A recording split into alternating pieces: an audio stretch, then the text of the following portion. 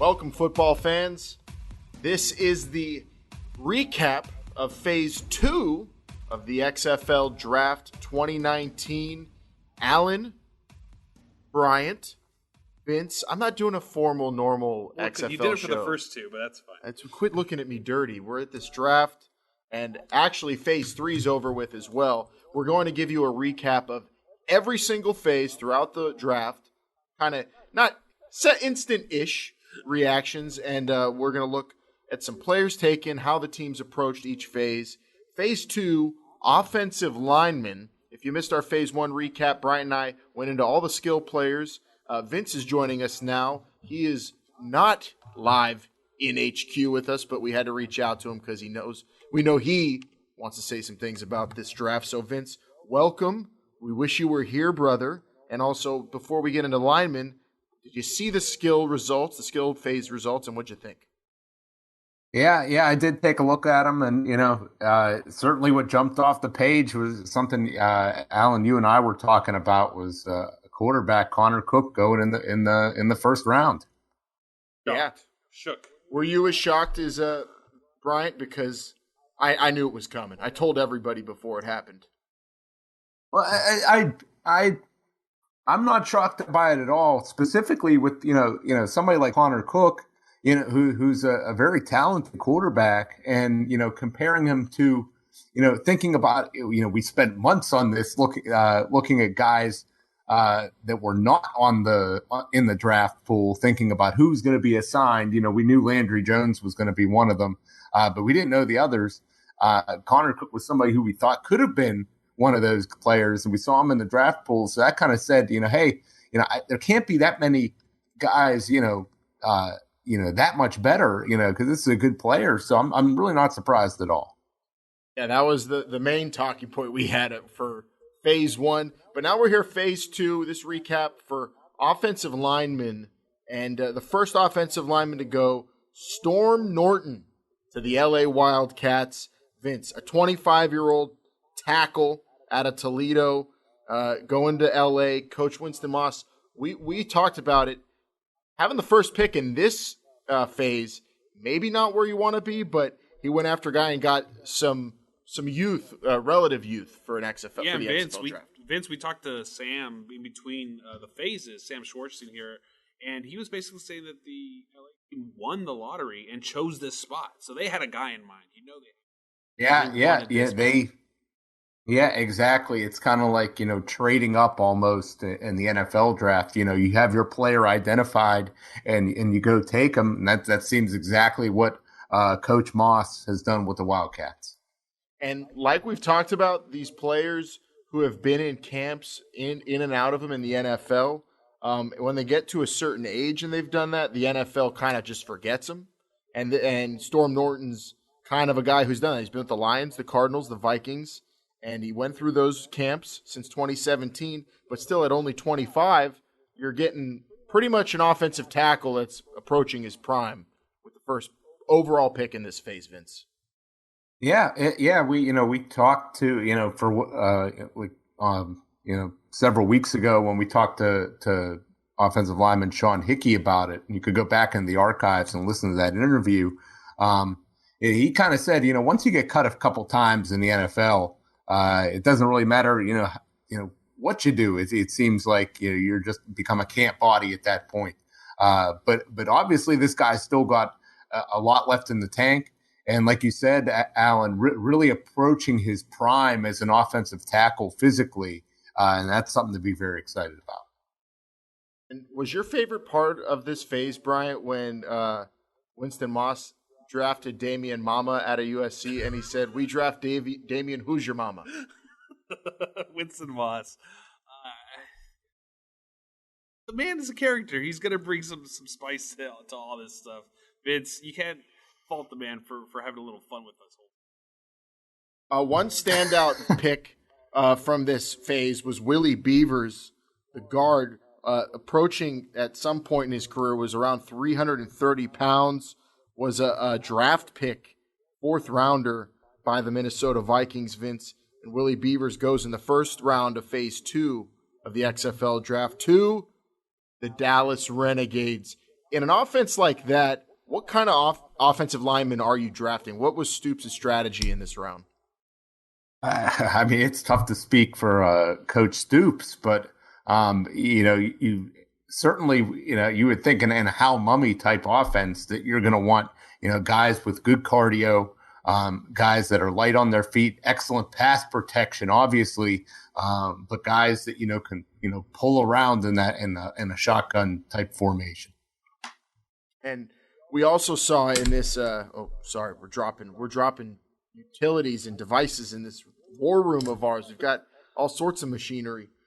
We also saw, Vince, in this phase some interesting big school experienced players get drafted, such as Cyrus Kwanjo. Man, I butchered his name. I'm so sorry. But him and his brother played at Alabama, two brothers, and the one gets drafted round 2 to New York. What can you say about drafting guys who have been in big college football environments, particularly when they're offensive linemen, guys who are going to probably feel crowd noise the most next to a quarterback? Yeah, well, I'll say this in the case of Mr. Kwanjo, this is somebody I talked about on our mock draft episode. This is a guy that was a 5-star recruit, probably, regarded as the best offensive lineman in his class out of high school, and was, a very good player at Alabama, an anchor for some good offensive lines there. And, for whatever reason, just didn't work out. And this is somebody that, that's got loads of talent. So I cannot wait to see how this guy performs. Having been out of football for a little bit, but with regards to some of these guys that were at these big schools, they're probably used to being in almost kind of like a professional environment. I would say, where if crowd noise is a concern or just conducting yourself on and off the field, they've probably had a little bit more exposure to bright lights, I would say. And Cyrus's brother Ari also getting drafted to New York. Two brothers united together on an XFL squad. We're going to have to look through the picks so far, but I think they're the only pair of brothers on the same team so far in the league, Bryant. We got 3 phases left. We'll have to go through a lot of analysis still. We're still only hours removed from this draft. A lot of things are still to be broken down by here at This Is the XFL. Alan, I do want to bring up this pick. Terry Poole, 10th overall to the Houston Roughnecks. Drafted in the 4th round by Seattle in 2015. Made his ways around played in the AAF as well. Just drafted to Houston. I feel like this is a big get out of San Diego State for. Yeah, June Jones's offense. I cannot wait to see how that thing comes together. Because it feels like they have 2 quarterbacks. Got Connor Cook. And they got Phillip Walker. And you're going to have to protect one of them. And also, you're going to need to put together an offensive line if you're going to keep up with your rival, who we know, Vince, Dallas is going to be scoring points. Yeah, no doubt about that. With Landry Jones at the helm, how Mummy pulling the strings, I expect some big time scoring offenses. Specifically, I looked at some of those skill positions taken by Dallas. It was wide receivers coming off the board very early there. For Dallas, no secret what they're trying to do. And while Dallas's picks have been pretty flashy and interesting, exciting, and impressive, I'll be honest, you have Houston there, who you're going to be comparing these two teams for forever. It's Dallas and Houston, and come on. So in the first round, while Dallas is going, they go at 5 Willie Beavers. Houston combats that with Cornelius Edison, who among the first round picks, probably from the smallest school, a lineman from Portland State, Vince. Now, we just talked about experience in big-time college football environments. This is a center, under 300 pounds, from a small school, age 26 years old, and has been, in and out of some training camps as well. But what do you think about going center first with your first offensive lineman? Alan, I mean, you would know better than any of us, how important a center is, making all the calls. That in a fast-paced game, I mean, it's got to be even more important. Once that ball is spotted, you got to be up there on the ball and ready to call the next play. So you're going to be barking out orders. Having a center, I got to imagine, is extremely important. Yeah, I mean, I played the position, and it's often overlooked, but you're essentially the quarterback of an offensive line. Generally, people like Bryant, before the offensive line phase, screaming about picking tackles, take a tackle. But Houston goes center. You got to write the insurance check right after you pay the mortgage. That's what you got to do. You draft your quarterback, you get your quarterback. You need some protection. That's why I'm saying you go left tackle. That's why. Center's just as important to that as well, Bryant. The other center that went in the first round was Jordan McCray to Tampa. They also went center. He's the Central Florida lineman. And the rest of the way, though, tackle up and down. Cornelius Edison does have experience playing tackle, too. So these linemen, obviously, Vince, we've talked, need to be multiple, need to be able to play certain positions. We'll see where they put Cornelius Edison. But you see, all these teams went with, well, no linemen in their like late 20s or 30s. That was noticeable. Yeah, all younger guys, you're saying. Yeah, relatively young. We're not getting any, rookie style. This isn't a rookie draft, so there's no like 20-year-olds, 22-year-olds, except, save for a few that we're going to see in and out of these phases. But these linemen are mostly seasoned guys who have been through NFL training camps, is what you saw in that phase. Yeah, I'd imagine, to keep off that weight, at a healthy level to be able to play football, you got to be somewhat active to be able to do that. So, I'm not surprised, we haven't seen, any of the older guys here. And that's it for phase two. The offensive line we've talked about, it's going to be really schematic. It's going to be tough to find some really consistent players. We've talked about this, how a lot of these guys fall through the cracks, but honestly, a lot of them aren't on NFL teams because they're not as big or as athletic as all the guys that scooped up by that league. So these guys are guys you want to either develop or guys who are just being overlooked because of their size. And we'll see who steps up. And don't forget, I mean, this is not brittle, but very interchangeable because of injury. These men are around 90% of the time during football plays, and they have to get up on their own. They're not being helped up by little running backs. Right? Take a toll, take a beating. And the question that leads me to ask is, you took 10 linemen. How many do you take in the open phase now? Because you have 10 on your roster, only 5 play at a time. Is 10 enough? That's a good question. That's a position you got to fortify. It's tough because the other positions are obviously sexier and you want to be able to cover in this league. Like we talked about, Vince, we both were talking DBs and linebackers in that phase. But come phase 5, maybe we see all these teams stock up on linemen. 5 receivers, 3 running backs, 2 tight ends. How many more skilled positions do you really need? I only have 10 linemen. Are you kidding me? One guy gets hurt. Let me ask you. Let me ask you this, Alan, because I think Bryant really makes an excellent point here.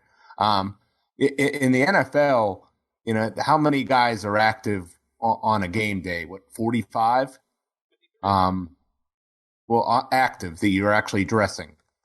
I think it's around 45 or so on a 53-man roster. And, how many offensive linemen are you dressing for a game? It's around, maybe 8 or so, 7 or 8.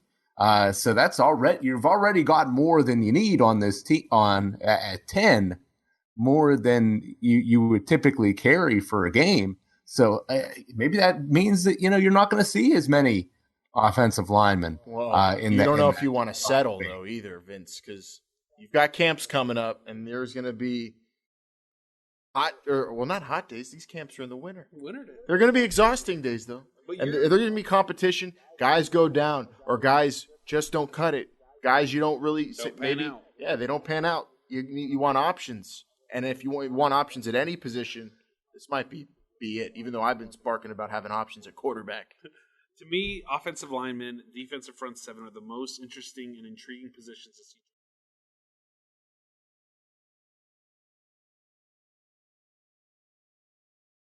But 40 picks of offensive linemen. I'm saying we're going to see probably another 20 to 30 in the open.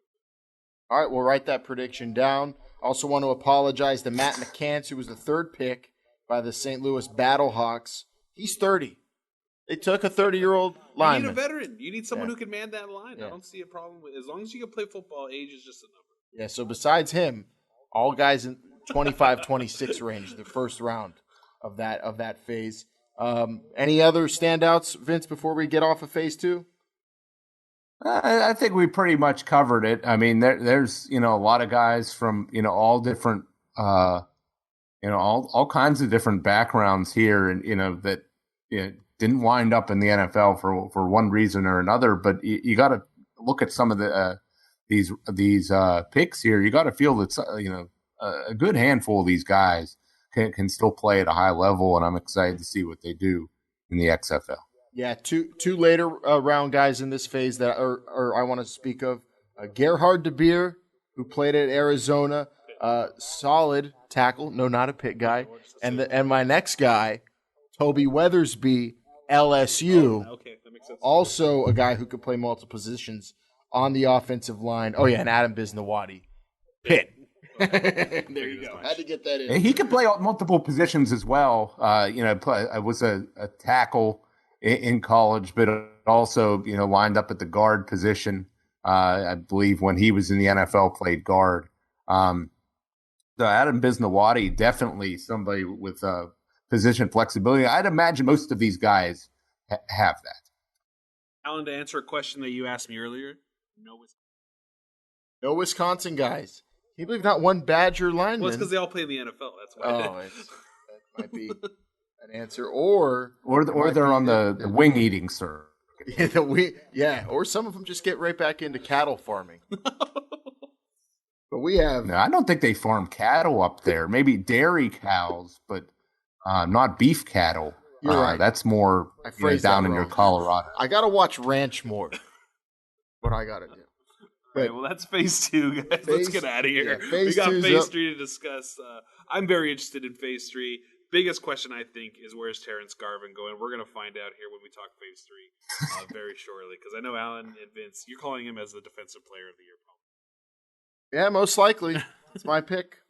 Yeah, we'll talk phase three, defensive front seven. We're going to break down every phase in this fun and casual manner. And we're also going to have awesome interviews and awesome coverage of every phase, the entire XFL draft, right here on the XFL's YouTube channel, XFL social media channels at XFL 2020. This is the XFL Show. We're here for you if you need us all draft long, baby. For Vince, for Bryant, I'm Alan. Remember, they're listening.